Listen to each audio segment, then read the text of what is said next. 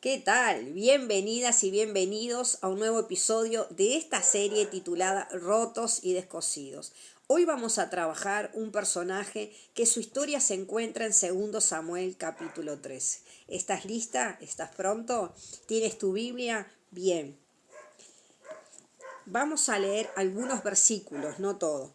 Vamos a comenzar con esta historia. Es la vida de Amnón, el primer hijo varón de David. Y nos cuenta este capítulo que Absalón tenía una hermana que era muy bonita llamada Tamar. Y vamos a leer el versículo, la mitad del versículo 1, versículo 2.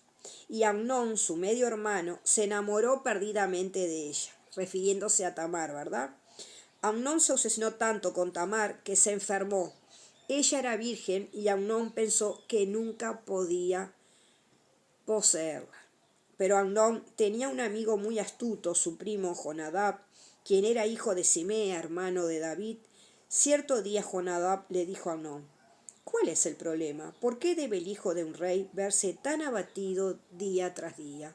Entonces Amnón le dijo: estoy enamorado de Tamar, hermana de mi hermano Absalón. Bien, dijo Jonadab, te diré lo que tienes que hacer. Vuelve a la cama y finge que estás enfermo. Entonces, esta historia comienza bastante interesante. Nos habla de este joven que aparentemente dice que estaba enamorado perdidamente de su hermana Tamar. Era su media hermana. Pero el versículo 2 nos trae una característica muy particular. Dice que se obsesionó al punto de enfermarse. Y un familiar de él, un primo, le enseña un truco, es decir, un truco perverso. Le dice que finja estar enfermo y que elabore un plan. Aquí ya la historia comienza mal. No solamente con un medio hermano enamorada de Tamar, sino también un familiar que entra en escena no para encauzar esas emociones, sino todo lo contrario, para fomentarlas con un plan perverso. El plan consistía en que Amnón fingiera estar enfermo, hablara con el rey David y le pidiera que su hermana Tamar le elaborara su comida preferida y se la llevara. A lo cual David cede cuando va a visitar a su hijo y le dice que bueno, que lo va a hacer así, que le va a pedir a Tamar que vaya y que le prepare la comida. Ahora vamos al versículo 8. Cuando Tamar llegó a la casa de Amnón, fue a donde él estaba acostado para que pudiera verla mientras preparaba la masa. Luego le horneó su comida preferida, pero cuando ella le llevó la bandeja, Amnón se negó a comer y le dijo a sus sirvientes: salgan todos de aquí. Así que todos salieron. Entonces él le dijo a Tamar: ahora trae la comida a mi dormitorio y dame de comer aquí. Tamar le llevó su comida preferida, pero cuando ella comenzó a darle de comer, la agarró y le insistió: ven, mi amada hermana, acuéstate conmigo.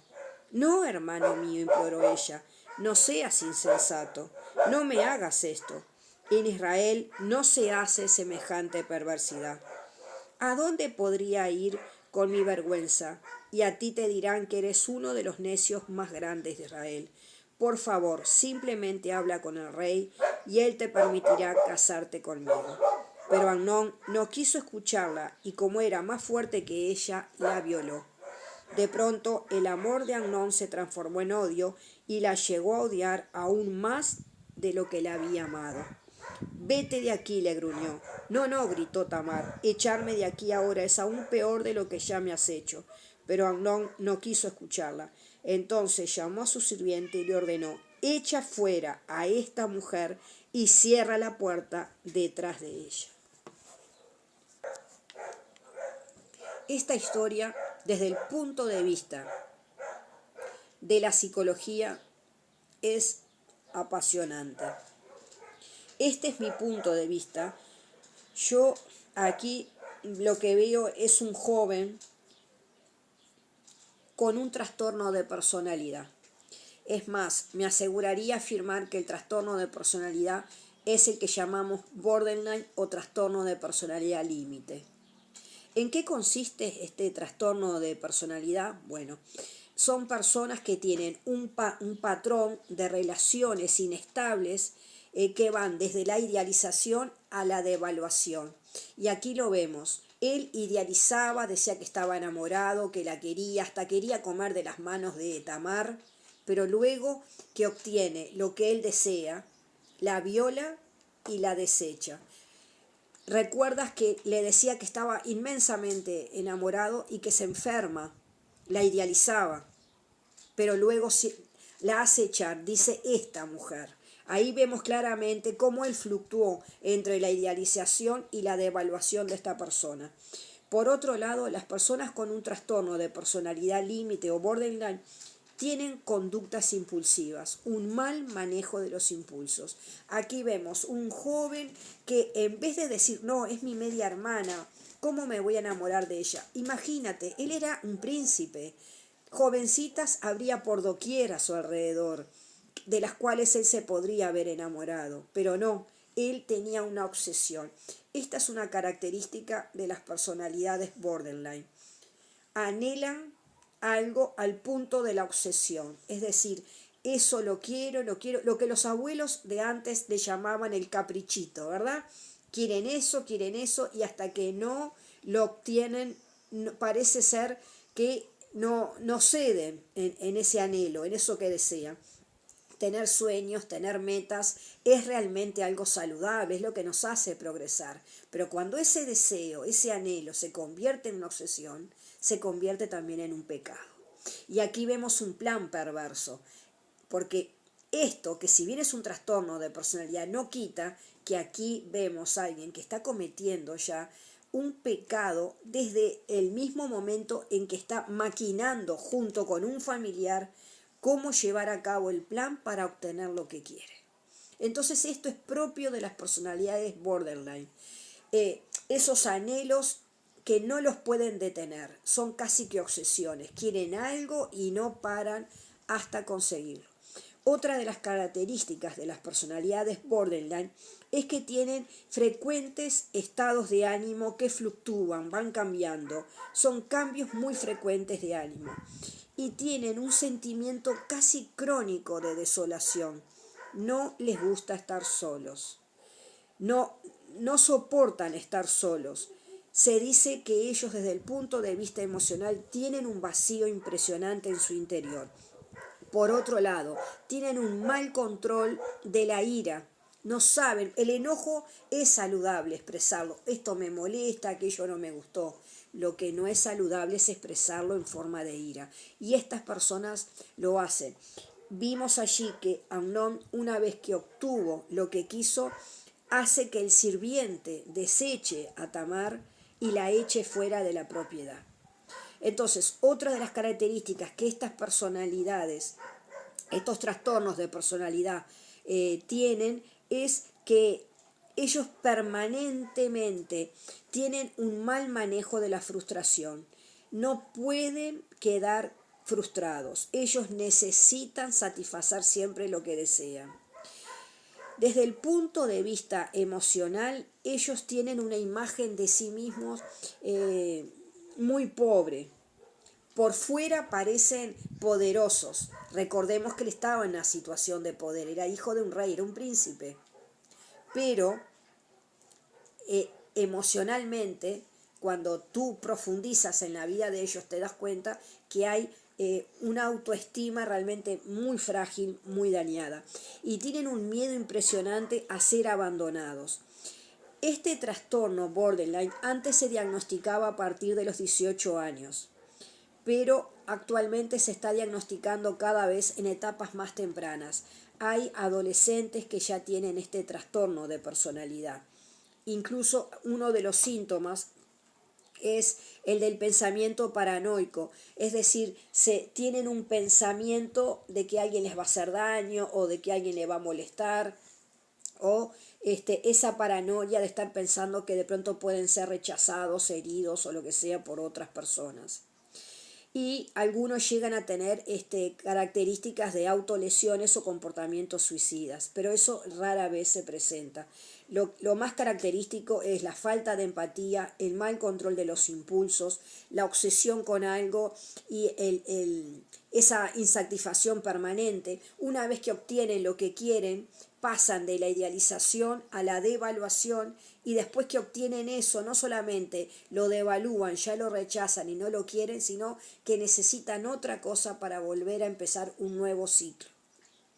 Entonces, esto lo vemos claramente en Amnón. Este jovencito estaba obsesionado, nos dice la nueva traducción viviente, y idea este plan, la viola y luego la rechaza. Ahora bien, sabemos, si seguimos con la lectura de este capítulo, que ahí se desenfrena toda una situación, se va encadenando una situación con otra hasta que llega la muerte de este joven por manos de Absalón, el hermano de Tamar. Pero aquí lo interesante de lo que yo quiero focalizar mi mirada es en David. David como padre está ausente. Este no es un padre que esté cumpliendo el rol de padre. Un padre no solamente le da de comer a un hijo, no solamente le paga una educación, lo viste, sino que también encausa sus emociones. Aquí no vemos un David que sea capaz de ponerle un límite, de decirle, perdón, es tu hermana, no es tu empleada. Tú tienes aquí una cocinera que puede prepararte y traerte la comida que tú desees. No, David cede. Esta es una característica que yo veo mucho en la consulta. Padres que me dicen, pide, pide y pide y siempre quiero más y no puedo con la vida de él. Entonces, ¿qué es lo que estamos viendo? Adultos que se dejan manejar por sus niños o por sus adolescentes. Es lo que llamamos en psicología niños tiranos, porque ya ellos empiezan a manejar a los padres. El padre debe de poner límites. El padre es el padre, la madre, son quienes establecen la ley en el hogar, las normas. Las normas no son insanas, todo lo contrario, las normas son un símbolo de protección, es lo que permite que el niño adquiera autoconfianza y autonomía. Cuando yo no tengo normas, mi vida es un caos. Ahora, cuando yo tengo normas, me sé manejar, sé hasta dónde puedo ir y hasta dónde no. Y este es algo importante. Cuando falla el rol de madre o de padre, suceden este tipo de trastornos, este tipo de situaciones en que los chiquilines los vemos que emocionalmente son un caos por dentro, porque Amnón en sus emociones es un caos total. Él termina como empezó. Él termina muerto, pero él en realidad ya estaba muerto en vida. Un joven que se enamora de su hermana al punto de la obsesión y la violación. Entonces ya vemos que este joven, con esas emociones, como las tenía tan distorsionadas, iba a tener un final realmente muy funesto. Ahora bien, creo que aquí lo que tenemos que ponernos a pensar es qué estamos haciendo como educadores, como padres, como madres, con la vida de los niños. A veces yo escucho esto, yo le doy todo, Marta, porque yo tuve una vida muy difícil, pero el sentido del sufrimiento es lo que nos permite valorizar la vida. El aprendizaje del sufrimiento es un aprendizaje que te eleva, que te hace mejor persona. Es decir, no quiere decir que tengas que sufrir para crecer, pero cuando el niño aprende que en la vida hay obstáculos, que uno anhela algo y tiene que ponerse una meta, pero que no siempre la va a lograr, ese niño lo que está aprendiendo es, bueno, esta vez no lo logré, pero voy a forzarme más y lo voy a intentar en la próxima. Eso le permite al niño adquirir autonomía y sobre todas las cosas le permite adquirir autoconfianza y decir, sé que puedo, encontré una valla, pero voy a seguir intentándolo. Cuando los padres evitan el sufrimiento en los hijos, lo que están haciendo es impidiendo que ellos crezcan como personas responsables. En logoterapia decimos que es esencial enseñar el valor de la responsabilidad, porque la responsabilidad es responder ante Dios, ante mí mismo y ante los demás. Esa capacidad de ser responsables es la que le permite al niño darse cuenta que va a haber situaciones en las que él mismo va a tener que aprender a hacerse cargo de las consecuencias de sus actos. Y aquí lo que estamos viendo es un David que como padre no supo encauzar a estos hijos. Aquí hay una falla de la enseñanza de David como padre. A veces veo mucho esto en los padres que no se dan cuenta que lo que están haciendo es más que permitir el desarrollo emocional de sus hijos, los están anulando como personas. Le dan todo lo que ellos piden. Y los padres, en vez de convertirse en personas adultas que educan, se están convirtiendo casi que en compañeros y socios de ese hijo de capricho. ¿Qué quiero decir con esto? El niño quiere algo y la madre o el padre, por miedo a que el niño le rechace o no lo quiera, termina cediendo y diciéndole que sí. Pero en el fondo, quien quiere que el niño tenga eso, ¿es la madre o el padre? Yo esto lo veo mucho. Cuando empiezo a indagar cómo es el manejo con las compras, con los gastos, porque se vienen quejando de que el niño pide mucho, una de las cosas que descubro es que la mamá o el papá te dice, tuve una infancia privada de muchas cosas, entonces no quiero que le falte nada. Y de alguna manera yo siempre les digo, tú lo que te estás convirtiendo no es en una mamá o en un papá responsable, te estás convirtiendo en un supermercado.